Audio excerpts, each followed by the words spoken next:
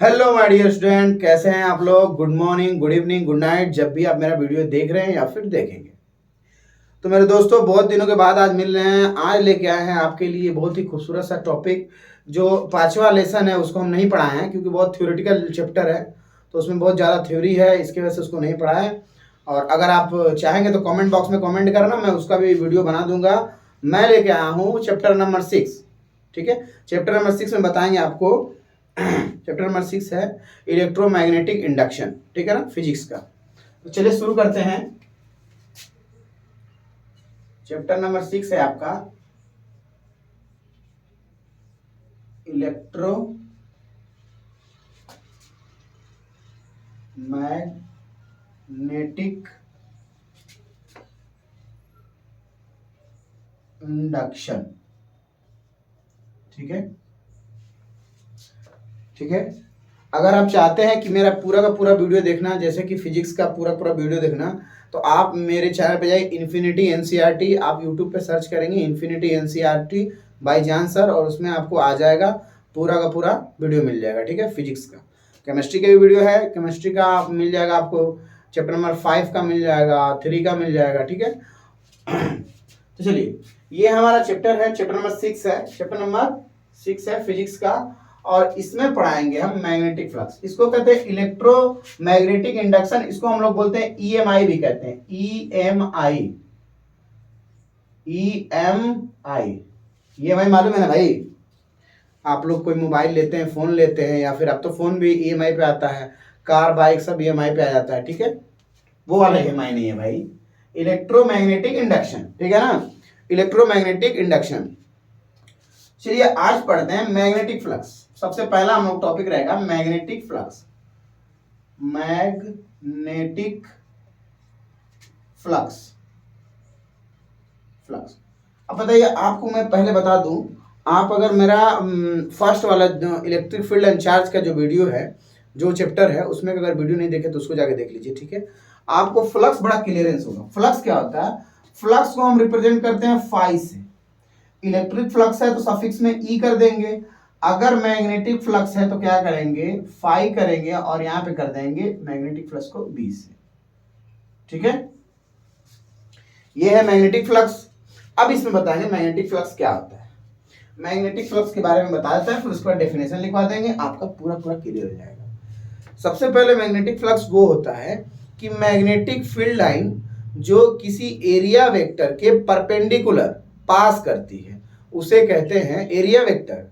जैसे मैं बता दूं कि आप एक खिड़की है, और उस खिड़की में एक मतलब कि टॉर्च जब जलाएंगे, अंधेरा रात का टाइम है, या फिर लाइट चालू करेंगे, तो खिड़की से रोशनी पास करेगी, जितनी खिड़की की एरिया रहेगा जितना। ठीक है, तो जितनी मतलब कि उसमें से रोशनी पास करेगी, जितनी लाइट पास करेगी, सपोज दैट ठीक उसी तरह इलेक्ट्रिक फील्ड लाइन, अरे sorry sorry, magnetic field line, electric field line का बार बार याद आता है। तो मैग्नेटिक फील्ड लाइन जो होती है वो पास करती है किसी एरिया के परपेंडिकुलर। ठीक है, मैं थोड़ा सा एग्जांपल के थ्रू बताऊंगा आपको। मैग्नेटिक फ्लक्स तो सबसे पहले बस फाई बी से दिखाते हैं। जैसे मैं बताता हूं, ये अगर कोई एरिया वेक्टर है, ठीक है, और ये मान लीजिए किसी एक्सिस पे है। ठीक है, ये एक्सिस पे है। ठीक है, अब ध्यान से देखो, अगर बता दूं मैं इसमें फील्ड लाइन, अभी एक्सिस छोड़ो, समझ जाओगे एक्सिस पे है, अभी उतना वो नहीं करना, जब भी बताएंगे पूरा पूरा तब ठीक रहेगा। ये मैग्नेटिक फील्ड लाइन है,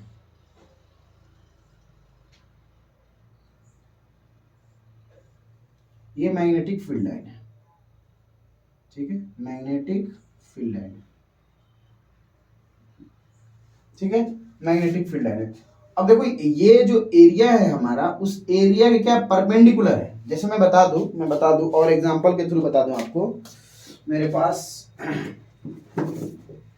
जैसे कि ये एरिया है, जैसे समझो कि ये बुक है मेरी, ठीक है, फिजिक्स की ही बुक है फिलहाल, एच सी वर्मा की।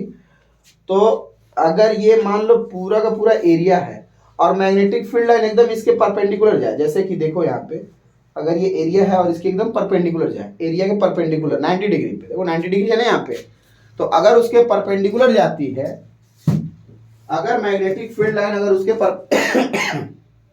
परपेंडिकुलर जाती है, तो उसको कहते हैं फ्लक्स। यानी कि यहाँ पे फ्लक्स कितना हो गया, मैग्नेटिक फ्लक्स कितना हो गया, 1 2 3, यहाँ पे कितना हो गया, 3 हो गया। आया समझ में? अच्छा, और एक देख लो, अगर ये फील्ड लाइन है, मतलब सॉरी, ये कोई एरिया है, ये कोई एरिया वेक्टर है और इसके अंदर से फील्ड लाइन पास कर रही है। ध्यान से देखना, थोड़ा सा समझ जाओगे तो समझ जाओगे पूरा पूरा। ठीक है, ये हो गया, ये हो गया, ये हो गया, ये हो गया, ठीक है। अब इसमें से फील्ड लाइन परपेंडिकुलर कितनी पास कर रही है? सपोज दैट मान लो ये नहीं पास कर रही है, ठीक है, ये मान लो नहीं पास कर रही है, तो 1 2 3 4 5, ठीक है ना। यानी फ्लक्स कितना है भाई, मैग्नेटिक फ्लक्स कितना है, 5। मतलब मैग्नेटिक फील्ड लाइन जो कि पास कर रही है कितना, 5 फील्ड लाइन अगर किसी एरिया वेक्टर के परपेंडिकुलर पास करेगी, ठीक है ना, the number of field line pass to perpendicular area, ठीक है, तो वही उसका क्या हो जाएगा, फ्लक्स हो जाएगा। आया समझ में?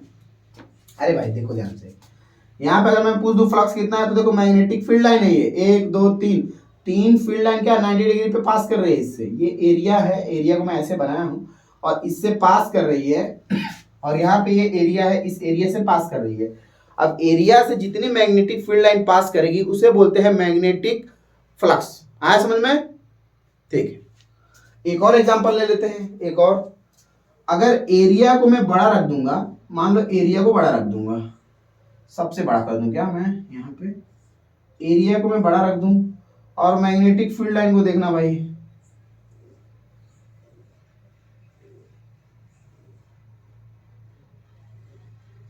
ठीक,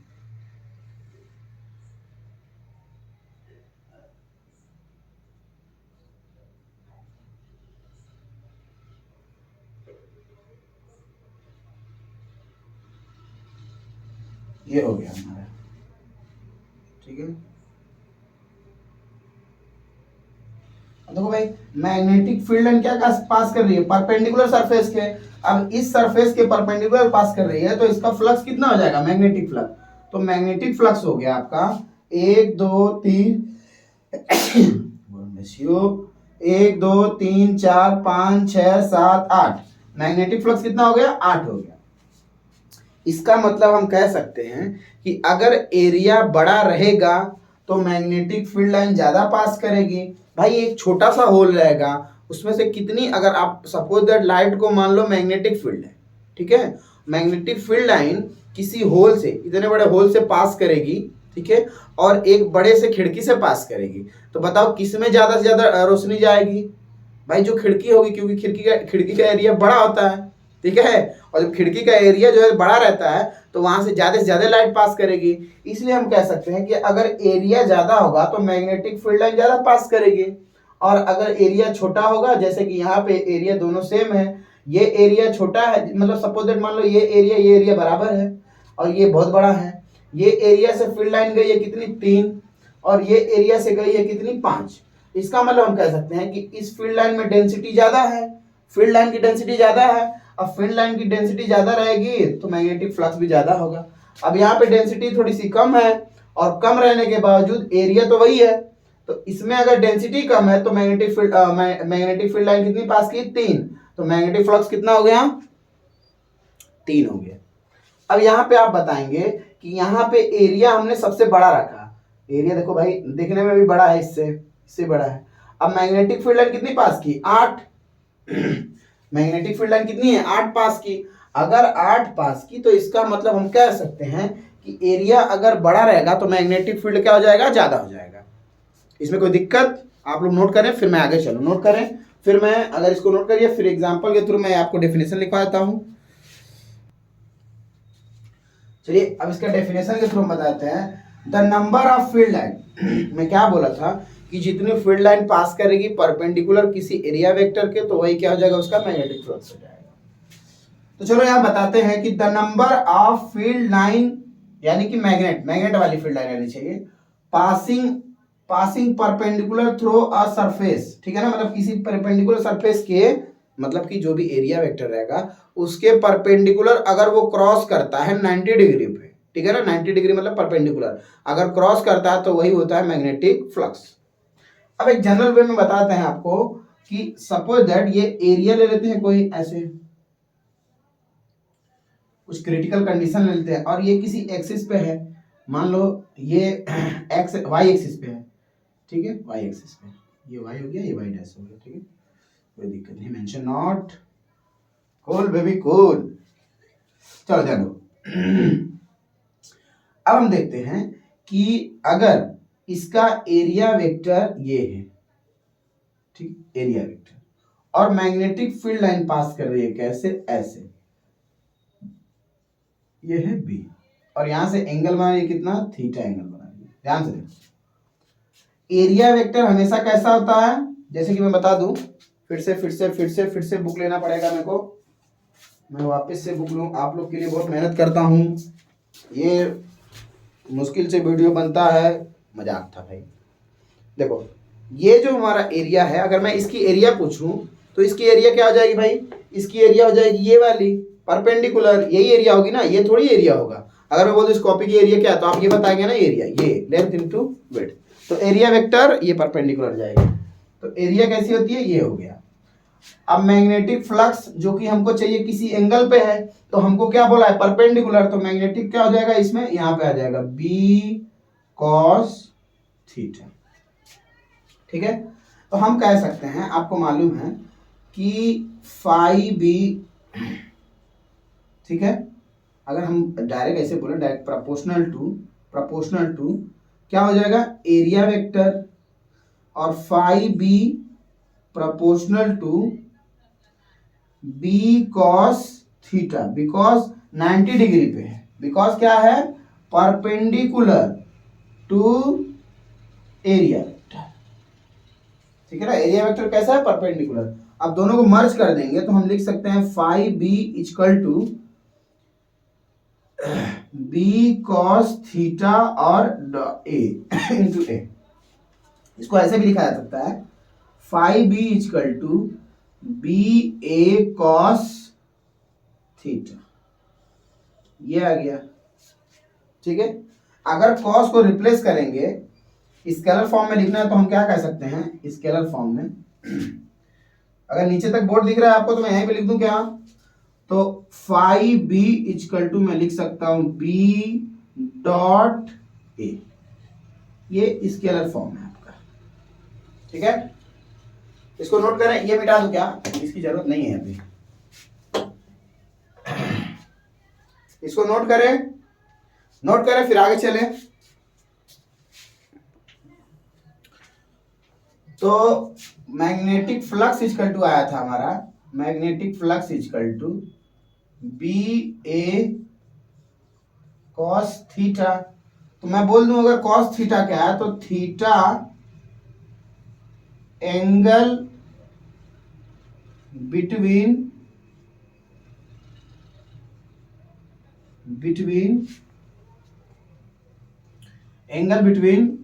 बी एंड ए, ठीक है ना। और फ्लक्स क्या है, फ्लक्स क्या है, फ्लक्स मैग्नेटिक फ्लक्स, मतलब मैग्नेटिक फ्लक्स कैसे दिखाते हैं, आर स्केलर क्वांटिटी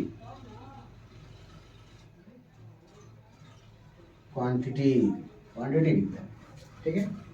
अब बात करते हैं इसके एसआई यूनिट के, तो एसआई यूनिट आप आसानी से निकाल सकते हैं, यहां पे देखिए ध्यान से, एसआई यूनिट, मैग्नेटिक फील्ड का फ्लक्स कितना, मैग्नेटिक फील्ड जो कि मैग्नेटिक फील्ड होता है उसका एसआई यूनिट क्या होता है, टेस्ला, मालूम है आप लोग पढ़ चुके हैं, टेस्ला। एरिया कितना होता है, मीटर स्क्वायर, एंगल का कुछ यूनिट नहीं होता है, ये मीटर स्क्वायर हो गया, या फिर इसको हम कह सकते हैं वेबर, ठीक है, ये हो गया आपका, इसको हम कह सकते हैं, ये हमारा हो गया कंप्लीट फ्लक्स के बारे में फुल टू कंप्लीट डिस्कशन हो गया। अब हम चलेंगे फराडे के फर्स्ट लॉ, सेकंड लॉ, और वीडियो थोड़ी लंबी हो सकती है तो घबराने का जरूरत नहीं है। अगर आप लोगों को कोई दिक्कत हो रही है तो वीडियो को पॉज करो, अगले दिन करके देख लो, लेकिन वीडियो को पूरा देखना, ठीक है। और मैं सोचता हूँ कि पूरा वीडियो बना दूँ, एक ही में बना देता हूँ, लेंज लॉ और फराडे का फर्स्ट सेकेंड लॉ दोनों लॉ बताता हूँ इसमें, ठीक है। तो आप इसको नोट करो, फिर आगे चलते हैं फराडे नियम पे। तो चलिए अब देखते हैं हम लोग इलेक्ट्रोमैग्नेटिक इंडक्शन, ठीक है ना, इलेक्ट्रोमैग्नेटिक इंडक्शन। हम लोग बात कर रहे हैं तो उससे पहले फ्लक्स देखना जरूरी है। इलेक्ट्रोमैग्नेटिक इंडक्शन, हाँ शायद थोड़ा यहाँ पे आपको वीडियो में यहाँ पे थोड़ी लाइट आ रही होगी, मेरा लाइट मैं सही कर दूंगा, थोड़ा एक आध दो दिन की मशक्कत है, थोड़ा सा प्रॉब्लम आप समझिए, ठीक है ना। चलिए इलेक्ट्रोमैग्नेटिक इंडक्शन, तो हम लोग सबसे पहले देते हैं फराडे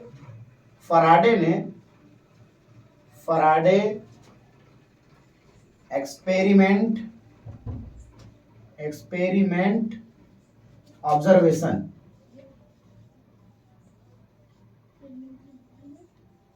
ठीक है, फराडे एक्सपेरिमेंट ऑब्जर्वेशन, ठीक है, इसको हम बताते हैं, ठीक है।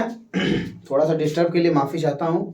अब देखिए आप लोग दिखाते हैं electromagnetic induction Faraday experiment observation. Faraday ने जब एक्सपेरिमेंट किया तो देखा कुछ। अब बड़ी खूबसूरत सी आपको फराडे का फर्स्ट लॉ बताएंगे, उससे पहले एक बहुत खूबसूरत सी चीज देख लेंगे आप लोग। तो उस खूबसूरत से चीज से आप लोगों का फराडे का फर्स्ट और सेकेंड लॉ दोनों को दोनों बड़ा अच्छा से क्लियर हो जाएगा, और साथ साथ लेंज का नियम भी क्लियर हो जाएगा, ठीक है। तो देखिए सबसे पहले क्या देखा गया, सबसे पहले देखा गया कि अगर कोई मैग्नेटिक फील्ड है, ठीक है ना, कोई मैग्नेटिक फील्ड है, ये मैग्नेटिक फील्ड है सपोज दैट, ठीक है,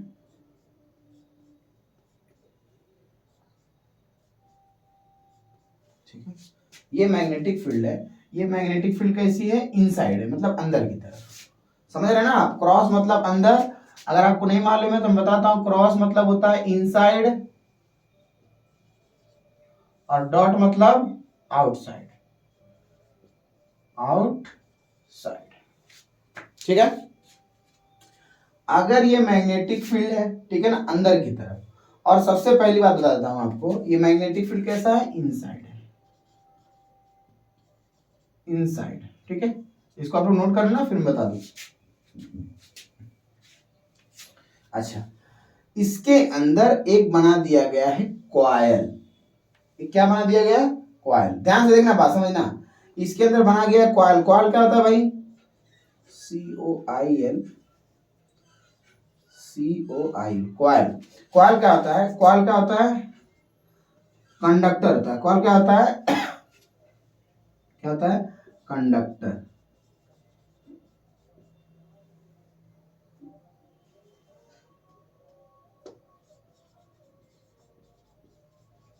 कंडक्टर, ये क्या होता है, कंडक्टर। ये कॉइल कैसा है, कंडक्टर है। ये ऐसा कॉइल है, कॉइल का मतलब ये होता है ना कि करंट इसमें फ्लो कर सकता है, ठीक है ना। अगर मैं बोलूं कोई भी कॉइल लगा दूं, तो कॉइल का मतलब क्या होता है, कॉइल मीन्स होता है कि आपका करंट का फ्लो करे, ठीक है ना, करंट को फ्लो करे, ऐसा होता है, ठीक है। कोई दिक्कत, ठीक है। इसको कंडक्टर कॉइल भी बोल सकते हैं आप लोग, अगर चाहेंगे तो एक नाम देना सकते हैं, कंडक्टर कॉइल भी बोल सकते हैं, ठीक है ना।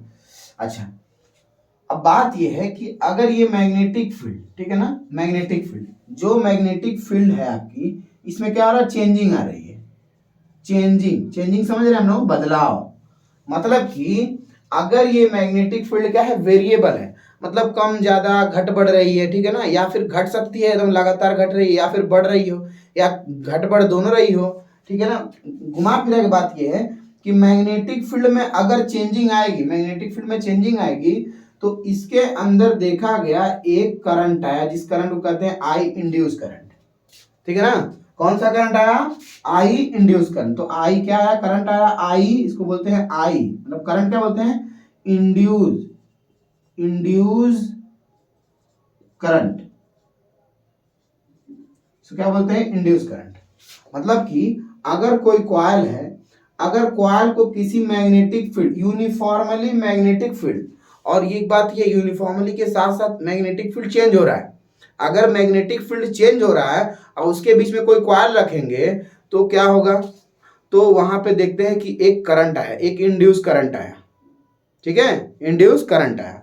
अभी मैं पूरा पूरा क्लियर करूंगा, कहानी को समझते जाइए। इसको मिटा देता हूं मैं, ठीक है, और ये मैग्नेटिक फील्ड को मैं थोड़ा यहां बना देता हूं ताकि एक केस और दिखा दूं, बी इनसाइड। ठीक, अब मैं यहां पे आपको एक और दिखाता हूं। सपोज दैट ये भी एक मैग्नेटिक फील्ड है, ठीक है, ध्यान से देखना।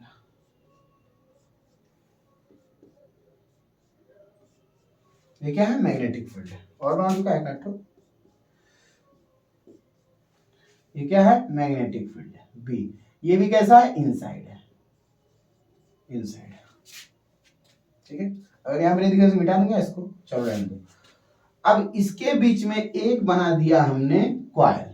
इसके बीच में क्या बना दिया हम लोग ने, एक कॉइल। इसके बीच में बना दिया हम लोग ने एक कॉइल। अब ध्यान से सुनना बात, कि अगर कोई कॉइल है जो किसी मैग्नेटिक फील्ड के अंदर है, मतलब मैग्नेटिक फील्ड ऐसे अंदर आ रही है, अटैक अटैक अटैक अटैक, धाम धाम धाम धाम, ऐसे, और मैग्नेटिक फील्ड ऐसे आ रही है, उसके बीच में रख दिया गया है कॉइल। तो मैग्नेटिक फील्ड के अंदर जब कॉइल लग जाएगा तो उसके अंदर भी एक इंड्यूस करंट आ जाएगा, किसमें, कॉइल में। अब भैया मैग्नेटिक फील्ड ऐसे ऐसे जा रही है, चेंज हो रही है, चेंज हो रही है। मैग्नेटिक फील्ड कैसी है, अगर देखो एक बात बताता हूँ, अगर यहाँ मैग्नेटिक फील्ड को क्या रख दे, कांस्टेंट रख दे। मैं सारा का सारा केस बताऊंगा आपके यूट्यूब में, उतना नहीं मिलेगा, उतना केस में बताऊंगा। जितना मुझे नॉलेज है, जितना मेरे पास ज्ञान है, सबका सब आपको दे दूंगा। अगर मैं कह दूं ये मैग्नेटिक फील्ड कैसी है, कांस्टेंट, इफ अगर मान लो ये कैसी है, कांस्टेंट, ठीक है, अगर मैग्नेटिक फील्ड क्या है, कांस्टेंट है, और ये जो एरिया है ना, जो एरिया है वो एरिया क्या हो रही है, लगातार चेंज हो रही है, कभी छोटी हो रही है, बड़ी हो रही है, छोटी हो रही है, ऐसे हो रहा है, ठीक है ना। अगर एरिया में, एरिया क्या है, वेरिएबल है, मतलब कम ज्यादा हो रही है, ठीक है, तो वहां पे क्या हो जाएगा, अगर एरिया में क्या हो रहा है, चेंजिंग हो रहा है, चेंजिंग, तो भी वहां पे क्या आएगा, आई इंड्यूस्ड करंट, ठीक है ना। बोर्ड दिख रहा है आपको, यहाँ पे मैग्नेटिक क्या हो जाएगा, इंड्यूस करंट आएगा। अगर एरिया में चेंजिंग हो रही है तो भी मैग्नेटिक फील्ड, मतलब कि मैग्नेटिक फील्ड तो उसे पास करेगी, और मैग्नेटिक फील्ड पास करने के कारण उसमें क्या होता है, करंट आता है। अब मैं बता दूं क्यों होता है, बता दूं क्या अभी, अच्छा देख लो, बता देता हूँ। होता क्या है कि जब कभी भी मैग्नेटिक फील्ड लाइन जब जो होता है पास करती है उससे, ठीक है ना, तो वहां पे फ्लक्स का चेंजिंग होता है। अगर मैग्नेटिक फील्ड क्या होती है, मैग्नेटिक फील्ड आपको बता दिए, मैग्नेटिक फील्ड में एरिया वेक्टर और मैग्नेटिक फील्ड का रिलेशन बता दिए, मैग्नेटिक फील्ड लाइन का रिलेशन बताया और एरिया वेक्टर का, ये दोनों का रिलेशन ऐसा है कि उसमें जो होता है चेंजिंग अगर आएगी तो फ्लक्स में चेंजिंग आएगी। भाई अगर मैं बोलूं कि ये एरिया वेक्टर लगातार छोटा बड़ा हो रहा है, तो जब छोटा हो जाएगा तो मैग्नेटिक फील्ड लाइन कम पास करेगी इसमें से, जब बड़ा था तो उस टाइम क्या थी, ज्यादा थी, छोटा था तो कम था। तो ये कहानी जब रहेगी तो वहां पे मैग्नेटिक फ्लक्स चेंज हो रहा है ना भाई, कभी छोटा एरिया हो गया तो 2 फील्ड लाइन गई, बड़ा हो गया तो 10 तो चली गई, तो वहां पे फ्लक्स का चेंजिंग हो रहा है ना।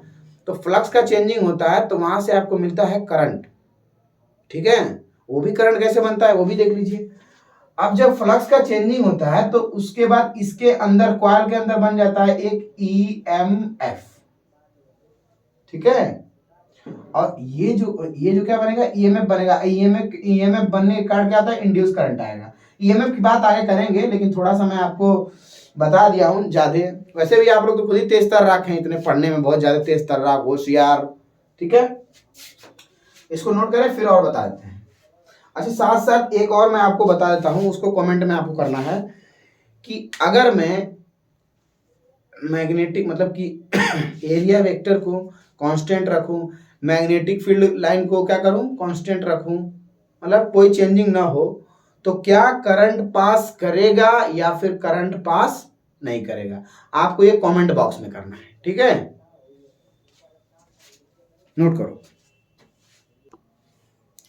चलिए एक केस और देख लिया जाता है, एक केस और देख लिया जाता है कि इफ, अगर 1 2 3 केस, तीसरा देख लेते हैं इसमें, तीसरा एग्जांपल के तौर पे, कि अगर ये मैग्नेटिक फील्ड है, ठीक है, ये मैग्नेटिक फील्ड है। अब मेरे इस जो मैं बोलूंगा उस पे मत जाना, आपको जो मैं बोला हूँ, जो काम दिया हूँ उसको कमेंट में कमेंट करना, ठीक है ना। और जो बताऊंगा वो अलग ही रहेगा। देखो अब ये क्या है भाई, आप लोग समझ गए होंगे, मैग्नेटिक फील्ड हो गया, कैसा है, इनसाइड है, इनसाइड। अब ध्यान से देखना है, इसके बीच में एक हमने क्या लगा दिया है, कॉइल लगा दिया है, ठीक है ना, एक क्या लगा दिया है, कॉइल, ठीक है, ध्यान से देखना। और सबसे पहली बात कि कॉइल जो रहेगा, कॉइल लगाएंगे आप लोग क्लोज कॉइल लगाएंगे, कैसा लगाएंगे, क्लोज कॉइल। ये कैसा होना चाहिए, close coil, always close coil, closed coil, closed coil conductor, ठीक है। अगर ये क्लोज रहेगा तभी करंट बहेगा, अन्यथा अन्यथा अगर ये क्लोज नहीं रहेगा तो इसके अंदर जो ईएमएफ आएगा वो कैसा आएगा, अगर मैं ऐसा कोई लाइन ये रख दूं कोई कॉइल, तो इसके अंदर जो ईएमएफ बनेगा, एक हाई एक लो, ठीक है ना, पोटेंशियल डिफरेंस, भाई ये करंट तो इधर कहाँ जाएगा, जाएगा ही नहीं जब यही है तो, ठीक है ना, इसलिए क्या होना चाहिए, क्लोज होना चाहिए, ठीक है, कॉइल कैसा होना चाहिए, क्लोज होना चाहिए। अब देखो ध्यान से, देखो अभी करंट और के डायरेक्शन की बात नहीं है, मैग्नेटिक फील्ड कैसा है, करंट का डायरेक्शन, इसको आप लोग अभी छोड़ दो, ठीक है ना। मैं जो बता रहा हूँ उसको देखो, मेरा जैसे मैं बता रहा हूँ वैसे चलते रहो, आपको एकदम बोर्ड में टॉप कर जाओगे, ठीक है। और वो भी मैं, आप अगर अच्छे से वीडियो देखो तो टॉप कर सकते हो भाई, अगर अच्छे से आप पढ़ाई करेंगे तो टॉप कर सकते हैं, ऐसी कोई बात नहीं है, ठीक है। ध्यान से देखो, अगर मैग्नेटिक फील्ड कैसा है, कांस्टेंट है, ठीक, और मैग्नेटिक फील्ड कांस्टेंट है और एरिया भी क्या है, कांस्टेंट है, ठीक है, बट थीटा क्या हो रहा है, चेंज। अब देखो ये बड़ी खूबसूरत सी बात है, अगर मैं इसको किसी एक्सिस पे रख दूं और इसको ऐसे घुमाऊं, ठीक है, तो देखो भाई अगर ऐसे घूमेगा, ये क्या हो जाएगा, ऐसे घूम रहा है अगर, तो इसमें चेंजिंग आएगा ना भाई, जैसे मैं बता दे रहा हूँ आपको, एक बात बता दो, ऐसे है, ये एरिया वेक्टर है, अगर इसको मैं कांस्टेंट रखूं, मैग्नेटिक फील्ड लाइन भी कांस्टेंट है, अगर इसको मैं ऐसे बार बार घुमाऊंगा तो भाई फ्लक्स चेंज होगा ना। देखो जो मेरी लाइट लगाया हूं मैं, लाइट लग रही है, मार्कर रुक भी, यहाँ पे लाइट लग रही है। अब ध्यान से आप देखना, अभी लाइट पूरी पड़ रही है, जब ऐसे करूंगा तो लाइट कुछ कम होगी, लाइट कुछ कम हो जाएगी, इस साइड नहीं आएगा, इस साइड ऐसे मैग्नेटिक फील्ड लाइन क्या होगी, पास कम करेगी ना, ऐसे खड़ा रहेगा, ऐसे ऐसे, तो पूरी पूरी ऐसे गुजर जाएगी, ठीक है, समझ रहे हैं बात ना।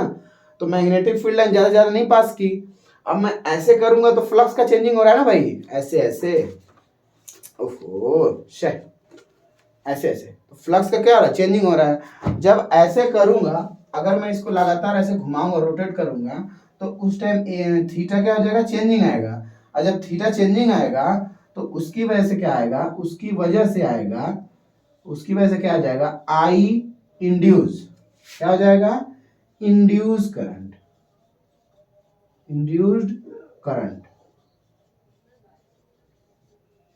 ठीक है, क्या आ जाएगा, इंड्यूस करंट। आज समझ में। अब देखो, तो यहाँ पे मैं मैग्नेटिक फील्ड कर दिया हूँ, ये कांस्टेंट कर दिया हूँ, अगर ये तीनों के तीनों कांस्टेंट रहेंगे, इफ मैं आपको क्वेश्चन दिया हूँ ना, अगर मतलब एंगल भी कांस्टेंट, मैग्नेटिक फील्ड भी कांस्टेंट, ठीक है, और एरिया वेक्टर भी कांस्टेंट रहेगा, तो क्या मैग्नेटिक फील्ड लाइन चेंजिंग नहीं होगी उसमें, इतना समझ जाओ। तो उसमें उस टाइम क्या इंड्यूस करंट बनेगा, आपको कमेंट बॉक्स में बताना है। दो क्वेश्चन दे दिया हूं आपको, दोनों दोनों कमेंट करना है, ठीक है। इसको नोट करें, फिर आगे चलते हैं फराडे का फर्स्ट लॉ।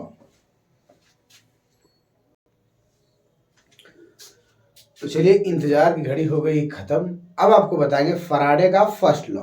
देखिए फराडे क्या करते हैं, फराडे फर्स्ट लॉ, व्हेन ईवर, जैसा कि डेफिनेशन में लिख दिया हूं उसको मैं समझा देता हूं एक बार, whenever there is a relative motion between a coil and magnet and EMF is induced in coil conductor, it is closed circuit and induced current flow through it।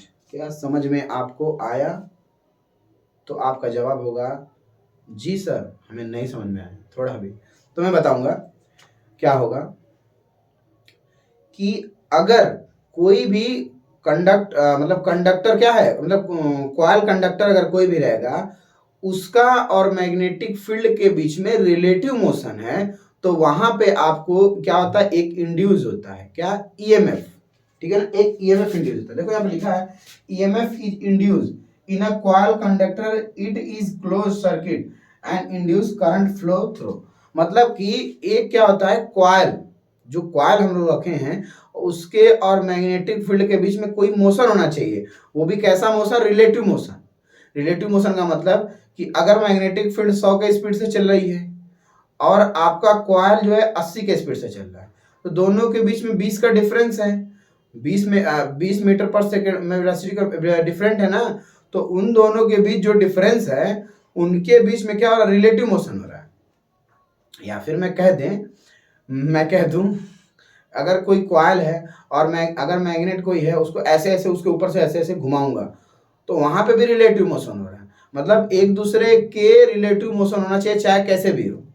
अब ऐसा नहीं करना है कि 10 के स्पीड से आप मैग्नेट को भी ले जा रहे हैं और 10 के स्पीड से आप कॉइल को भी ले जा रहे हैं, तो उसमें मैग्नेटिक फ्लक्स अगर चेंज नहीं होगा, ठीक है, और मैग्नेटिक फ्लक्स चेंज नहीं होगा, तो जब मैग्नेटिक फ्लक्स ही चेंज नहीं होगा तो कहाँ से आप इंड्यूस करंट आएगा, ठीक है, करंट नहीं आएगा। देखो मैं फिर से एक बार बता देता हूं, ये कहना चाहते थे कि ज्यादा फ्लक्स से हमको लेना देना नहीं है, ज्यादा मैग्नेटिक फील्ड से लेना देना नहीं है, हमको उसके चेंज से लेना देना है। समझे कि क्या उसका चेंज है, जो चेंज रहेगा ना उससे लेना देना है। आया समझ में, जो चेंज रहेगा ना, हाँ, उसको नोट करें। और ये बताते थे कि जो भी हम सर्किट लेंगे, मतलब कि वो सर्किट कैसी होनी चाहिए, सर्किट क्लोज होनी चाहिए। अगर क्लोज सर्किट रहेगी तो ही करंट फ्लो होगा। अगर मैं बोल दूं कि ये कॉइल हम ले लिए किसी मैग्नेटिक फील्ड के अंदर, ठीक है, और अगर इस कॉइल को हम ऐसे ले लिए, तो भाई आपका ईएमएफ तो आएगा ना, यहाँ पे ईएमएफ आएगा, ईएमएफ आ जाएगा ऐसे, लेकिन यहाँ पे करंट कहाँ फ्लो होगा, आपका फ्लो होगा कहीं नहीं होगा। और अगर क्लोज सर्किट रहेगा तो करंट फ्लो होगा आसानी से ऐसे ऐसे। क्लोज सर्किट में किसी बल्ब से जोड़ दो या कोई भी, मतलब, ठीक है। तो ये रहा हमारा फैराडे का नियम। और बोले the last in the induced EMF last as long the change in flux taking place. मतलब हमको प्लेस भी ऐसा लेना है कि हम वहां पे फ्लक्स तो चेंज ही हो, ठीक है। पूरी बात मैं बता दिया हूं, एक बार फिर से रिपीट कर देता हूं कि हमको ऐसा करना है कि जहां मैग्नेटिक फील्ड क्या होता है, लाइन क्या करती है भाई, पास करे किसी एरिया से परपेंडिकुलर, ये तो ठीक है, फ्लक्स के थ्रू, और उस फ्लक्स में चेंजिंग होना चाहिए।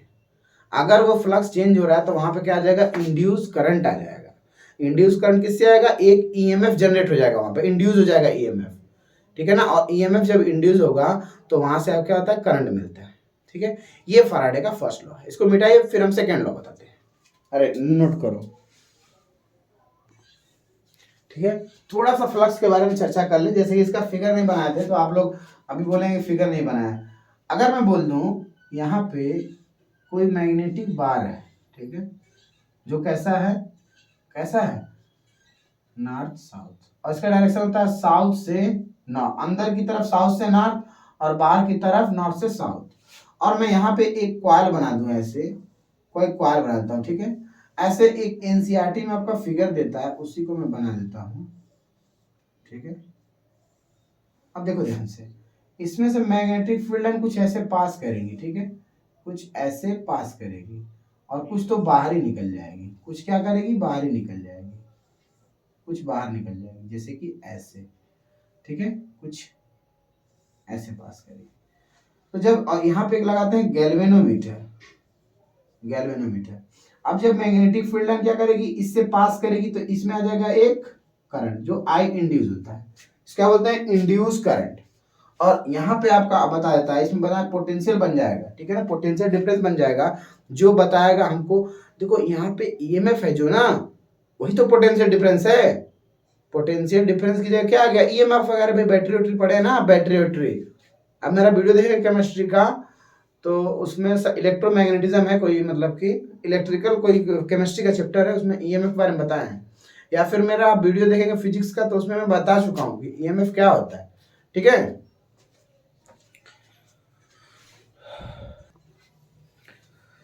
तो चलिए अब लेके आए हैं फैराडे का सेकेंड लॉ, जिसमें हम बताएंगे आपको कि दिया है the magnitude of induced EMF is directly proportional to rate of change in magnetic flux. इसे कहने का मतलब क्या है कि the magnitude of induced EMF, EMF जो क्या होता है, ईएमएफ को हम ई से दिखाते हैं, ठीक है, ई से दिखाते हैं, ठीक है। ई क्या होता है, ईएमएफ होता है। मैं यहाँ पे लिख देता हूँ ई क्या होता है, ई होता है ई एम और एफ, ईएमएफ होता है। अब जो ईएमएफ होता है the magnitude of induced EMF, ठीक है, is directly proportional to rate of change in magnetic flux. मतलब कि यहाँ पर रेट बता रहा है मैग्नेटिक फ्लक्स का। मैग्नेटिक फ्लक्स का क्या हो रहा है, चेंजिंग हो रहा है, किसमें चेंज हो रहा है, किसमें, रेट में। मतलब कि मैग्नेटिक फ्लक्स चेंज हो रहा है, एक एक सेकंड में कितना चेंज हो रहा है, ठीक है ना। रेट उसका पूछा, रेट पे, मतलब रेट मतलब मूल्य नहीं भाई, रेट मतलब होता है दर, लाइक अ दर, जैसे कि वो कितना चेंज हो रहा है, हर सेकंड में कितना चेंज हो रहा है, वही पूछ रहा है। तो E phi directly proportional to magnitude अगर पूछा है तो मैग्नीट्यूड बना देंगे, और अगर इसको अगर क्या अभी छोड़ दो, change in flux, magnetic flux upon में चेंज इन टाइम, ठीक है। डायरेक्टली क्या होता है, प्रोपोर्शनल होता है। अगर मैं इसको बोलना चाहूं, अगर एवरेज निकालना चाहता हूं इसका, एवीजी एवरेज इक्वल टू, तो आपका हम लिख सकते हैं magnitude of delta phi B upon में डेल्टा जी, ये आपका, ठीक है। अगर कोई पूछ दे इंस्टेंटेनियस क्या होगा, तो अगर मैं बोल दूं इंस्टेंटेनियस क्या होगा, तो ई इंस्टेंटेनियस इक्वल टू हो जाएगा डी फाई बी अपान में डी टी। आया समझ में, ये चीज हो जाएगा अगर इंस्टेंटेनियस पूछता है तो। इंस्टेंटेनियस ईएमएफ, ई क्या है, ई क्या है, ईएमएफ है। आया समझ में, ये क्या है, मैग्नीट्यूड, सॉरी इसको आप मैग्नीट्यूड कर देंगे ऐसे, ठीक है। इसको मिटा दें, आप लोग नोट करो, मिटा दें, स्क्रीन शॉट करके मिटा लो, ठीक है ना, अरे स्क्रीन शॉट करके नोट कर लो, ठीक है ना।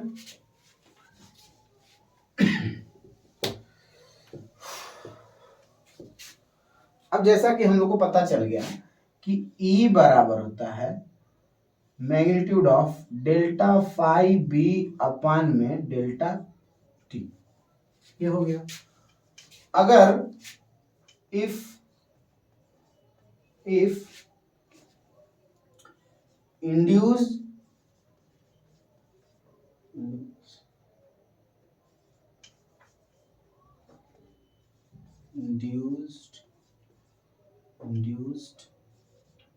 करंट, ठीक, आर ओम, ठीक है ना। अगर इंड्यूस करंट में क्या है, प्रतिरोध कैसा है, आर ओम है। अगर इंड्यूस करंट में कैसा है, रेजिस्टेंस, जो कि रेजिस्टेंस कैसा है, आर ओम है, ठीक है ना। या फिर इसको कह सकते हैं, मतलब इसमें इफ कंडक्टर कॉइल रेजिस्टेंस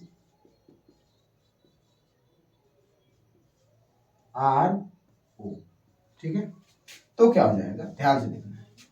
आपको सबसे पहले बता दूं कि डेल्टा वी बराबर होता है आई इंटू आर होता है, ठीक है, वी बराबर आई इंटू आर होता है। तो मैं बता दूं कि यहाँ पे इसकी जगह पे क्या है, ईएमएफ ई है, और यहाँ पे आई की जगह क्या है, आई इंड्यूस है, और यहाँ पे कैपिटल आर की जगह क्या है, स्मॉल आर, जो कि रेजिस्टेंस, ये भी इंड्यूस होगा ना भाई, ठीक है। तो अगर मैं बोलना चाहूं कि I इक्वल टू होता है, I इक्वल टू कितना आ जाएगा, तो मैं बोल दूंगा डेल्टा V अपान में R होता है, ये होता है भाई, ध्यान से देखना, बड़ा खूबसूरत चीज, I बराबर डेल्टा V अपान R होता है, अरे भाई V अपान R और डेल्टा V ही होता है, ठीक है, ध्यान से देखो। तो डेल्टा V की जगह कितना है भाई, ये I क्या है, I की जगह क्या है, I इंड्यूस I है, इक्वल टू डेल्टा वी की जगह कितना है, इंस्टेंटेनियस, यही है ना। डेल्टा वी की जगह क्या हम बोले, डेल्टा वी की जगह ई, तो ई बराबर कितना है, मतलब कि delta del five B upon में डेल टी मैग्नीट्यूड ऑफ, और आर की जगह क्या लिख सकते हैं हम लोग, मल्टीप्लाई 1 अपान में आर। ठीक है, तो आज के लिए इतना ही। अभी लेंस का लॉ बनाएंगे तो और वीडियो लंबा हो जाएगा। ठीक है, तो ये हमारा आज का था टॉपिक। ठीक है ना, फैराडे लॉ ये कहते थे कि मतलब जो भी हमारा चेंज है फ्लक्स में, चेंज की रेट पूछ रहे थे, मतलब क्या रेट है चेंज की। ठीक है ना, जिस रेट पे चेंज होगा उसी को कहते हैं फैराडे का सेकंड लॉ। जितना मतलब फ्लक्स चेंज होगा, जिस रेट पे चेंज होगा, उसी को बोलते हैं हम लोग क्या, ईएमएफ। ठीक है, तो यहाँ पे ईएमएफ आपका आ गया है, ईएमएफ जिसको दिखाते हैं। तो आज के लिए इतना ही। वीडियो अच्छा लगे तो अपने दोस्तों को शेयर करो और वीडियो को ज़्यादा से ज़्यादा शेयर करो। ठीक है, थैंक यू।